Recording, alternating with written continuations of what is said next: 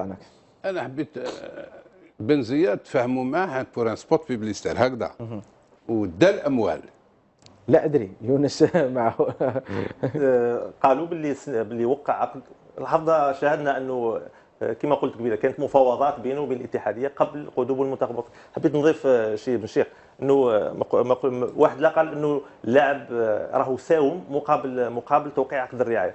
هذه واحد الوقت قالوا باللي الاتحاديه اراد تحفيز فقط اللاعبين. اللاعب جلس في طاوله وقدم موافقته انه يلعب مع المنتخب الوطني. اذا مجرد حافز.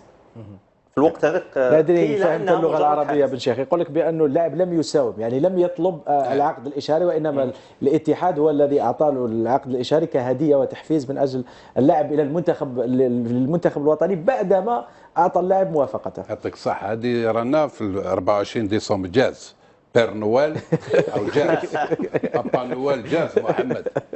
ما تبداوناش بالخرايفات تاعكم هكذا، هادو كاع خرايفات بركاونا من اللعب هذاك اللي ما عنده حتى قصه. ما يهمش اللعب صحته، دا اموال وراه اللعب. جاب حاجه للفريق الوطني، لعب في الفريق الوطني. مازال صغير بن شيخ. مازال صغير. مازال صغير صح. مازال اعطيني الاموال ومازالني صغير.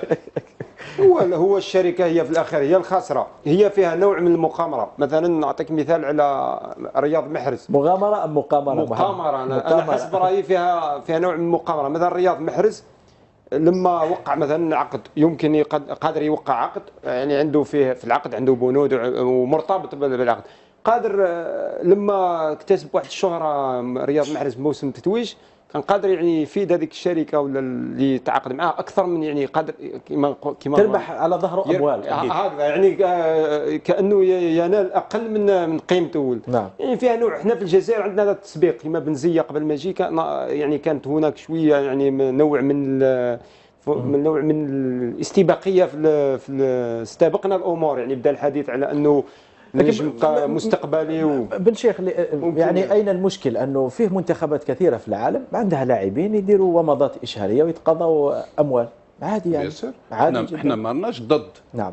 الجوار يدير تريك بيبليسيتار ويدي الاموال بصحته، بصح يمد الفريق الوطني يلعب يبان يفرح الشعب هذاك. تدي الاموال وتقول لي مازال صغير. كاع حابين نديو دراهم ونقعدوا مازال صغار. لكن ما شأننا